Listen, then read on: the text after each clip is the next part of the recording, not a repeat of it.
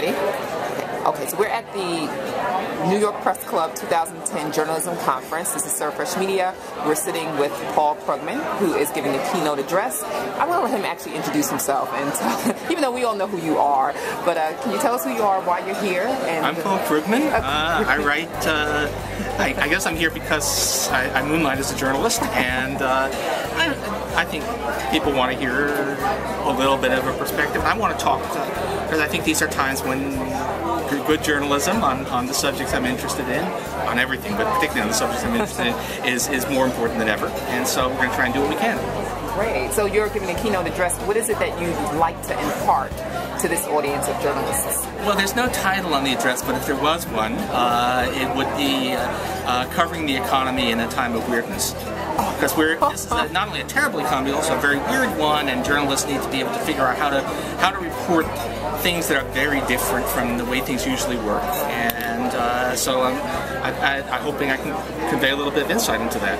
And what do you think? You offer a unique perspective because you're in media and you're in so many different areas. You have so many different interests that you contribute to. What would be the one piece of advice that you could give these young journalists coming up?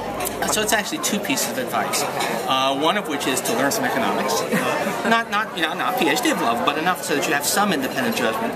And the other one is to really question authority. If ever there was a time, right, we're living in an economy in which all of the authority figures, all of the daddies got it entirely wrong, and you really need to. This is not a time to go find some prestigious person and just quote him. Right. This is a time to ask probing questions, to look for the story. Are you seeing that with these young journalists? Are they really getting in there? And it's a mix. I mean, the younger journalists, I think, yeah. I mean, I look at some of the economics reporting through all this makes me want to tear my hair out. Really? Because there's so many things which just quote important people as if they have the truth, and if there's one thing we've learned is that you can't count on that right now. But on the other hand, I think the overall quality of economics reporting is probably better than it ever was. And so I'm not sure, in a way it's chasing a moving target because the world is crazier than it's been for a long time. But it's not bad, but I think it could be better. Well, does technology contribute to the bad reporting, and that it forces us to kind of, there's a need to get to the story first? Actually, no.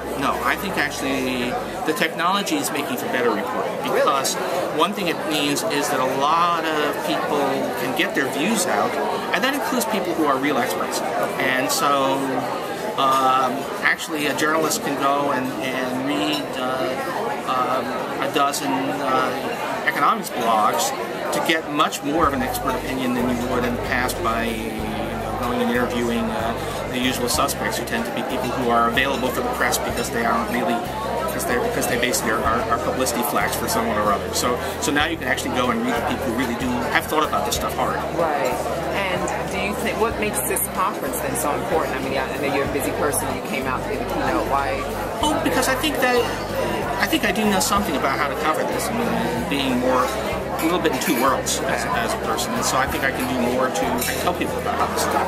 Sure. We interviewed Jennifer Preston, your colleague at the New York Times last week, and I'm asking you this question because it's an interesting one. We posed to her the statement that journalism is in trouble, old media is in trouble, that there's a kind of a desperation there. She disagreed. Would you disagree as well with that statement? We've got an economic problem for journalism, which is that the creation of reporting is costs, and it's increasingly hard to get someone to pay for it.